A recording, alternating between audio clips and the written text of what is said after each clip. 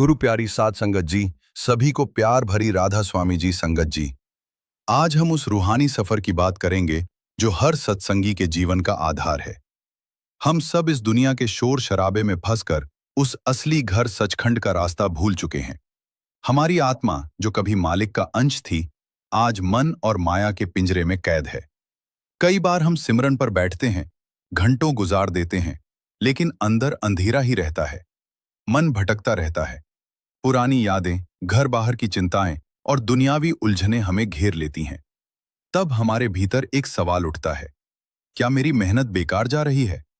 क्या मालिक मुझे देख रहा है? इसी तड़प और सवाल का जवाब आज की इस अनमोल साखी में छिपा है। एक समय की बात है। एक बहुत पुराना सत्संगी प्रेमी था। उसने जवानी में नामदान लिया था और अब उसके बाल सफेद हो चुके थे।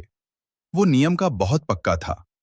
हर रोज अमृत वेले उठना, स्नान करना और 2.5 घंटे मालिक की याग में बैठना उसकी जिंदगी का हिस्सा था। लेकिन उसके भीतर एक गहरा दर्द था। उसे कभी अंदर कोई प्रकाश नहीं दिखा, कभी अनहद शब्द की गूंज सुनाई नहीं दी।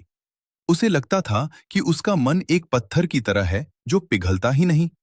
एक दिन वह हिम्मत जुटाकर सद्गुरु बाबा जी के पास पहुंचा। उसकी आंखों में आंसू थे और दिल में भारी पल। उसने चरणों में शीश नमाया और रुआसो स्वर में कहा, शहंशाह, मैं हार गया हूं। लोग कहते हैं कि नाम जपने से बेड़ा पार होता है, पर मेरा तो मन ही नहीं टिकता। मैं तो उस छेद वाली नाव की तरह हूं जो बीच मझधार में डूबी जा रही है। क्या मुझ जैसे पापी पर आपकी मेहर नहीं होगी? क्या मेरी दशकों की मेहनत मिट्टी में मिल गई? बाबा जी ने उस प्रेमी की और बहुत ही रहम और प्यार भरी नजरों से देखा। वह जानते थे कि यह रूह अंदर से कितनी तड़प रही है। उन्होंने उसे सांत्वना देने के बजाय एक छोटी सी परीक्षा लेने की सोची, ताकि उसे जिंदगी भर का सबक मिल सके। पास ही एक पुरानी टोकरी पड़ी थी, जिसमें बरसों से कोयला रखा जाता था। वह टोकरी अंदर और बाहर से कोयलों की कालिक की वजह से बिल्कुल काली पड़ चुकी थी। बाबा जी ने कहा, बेटा, तुम्हारी बात का जवाब मैं जरूर दूंगा, लेकिन पहले मेरा एक छोटा सा काम कर दो। इस टोकरी को उठाओ और सामने बह रही नदी से इसमें पानी भरकर लाओ। प्रेमी हैरान रह गया। वह सोचने लगा कि बाबा जी को तो सब पता है, फिर वह बांस की बनी इस छेद वाली टोकरी में पानी लाने को क्यों कह रहे हैं? पर गुरु का हुक्म था, सो उसने सिर झुकाया और टोकरी लेकर नदी की ओर चल पड़ा। नदी के किनारे पहुंचकर उसने टोकरी को पानी में डुबोया।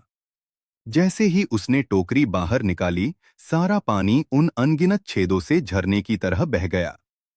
उसने सोचा, शायद मुझे तेज दौड़ना चाहिए। उसने फिर टोकरी भरी और पूरी ताकत से आश्रम की तरफ दौड़ा। लेकिन जब तक वह बाबा जी के पास पहुंचता, टोकरी खाली हो चुकी थी। वह फिर गया, फिर भरा, फिर दौड़ा। 10 बार, 20 बार, 50 बार। दोपहर से शाम हो गई। उसका शरीर थककर चूर हो गया था। सांसें फूल रही थीं, लेकिन टोकरी में पानी की एक बूंद नहीं रुक रही थी। उसे लगा कि वह आज फिर नाकाम हो गया। वह निराश होकर बाबा जी के पास लौटा और बोला, हजूर, मैं शर्मिंदा हूं। यह नामुमकिन है। मैं चाहे कितनी भी कोशिश कर लूं, यह टोकरी पानी नहीं रुक सकती। मेरी सारी मेहनत व्यर्थ है। बाबा जी ने उसे अपने पास बिठाया और बड़े प्यार से हाथ फेरते हुए पूछा, बेटा, तुम्हें लग रहा था कि तुम्हारी मेहनत बेकार गई? जरा इस टोकरी को गौर से देखो।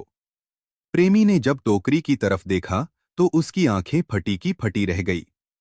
जो टोकरी सुबह तक कोयले की गंदगी से काली स्याही थी, वह अब दूध की तरह सफेद और साफ चमक रही थी। बार बार पानी के टकराने और बहने से उसकी एक एक परत धुल चुकी थी। कालिक का नामोनिशान मिट गया था।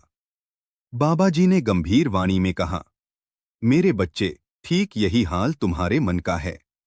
तुम कहते हो कि सिमरन में मन नहीं टिकता, पानी नाम का रस नहीं रुकता, पर तुम यह नहीं देख रहे कि उस नाम के पानी ने तुम्हारे मन की कितनी सफाई कर दी है। तुम इस दुनिया की कालिख में डूबे हुए थे। काम, क्रोध, लोभ, मोह और अहंकार के कोयले में तुम्हारी रूह को काला कर दिया था। जब तुम सिमरन पर बैठते हो, भले ही तुम्हें रूहानी नज़ारे ना दिखे, लेकिन वह शब्द तुम्हारे संस्कारों की गंदगी को धो रहा होता है। आगे बाबा जी ने समझाया कि भजन सिमरन कभी खाली नहीं जाता। जब हम राधा स्वामी नाम का जप करते हैं, तो वह एक रूहानी साबुन की तरह काम करता है।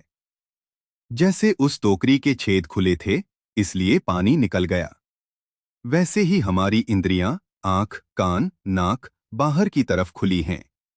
इसलिए नाम का रस अभी टिक नहीं पा रहा। लेकिन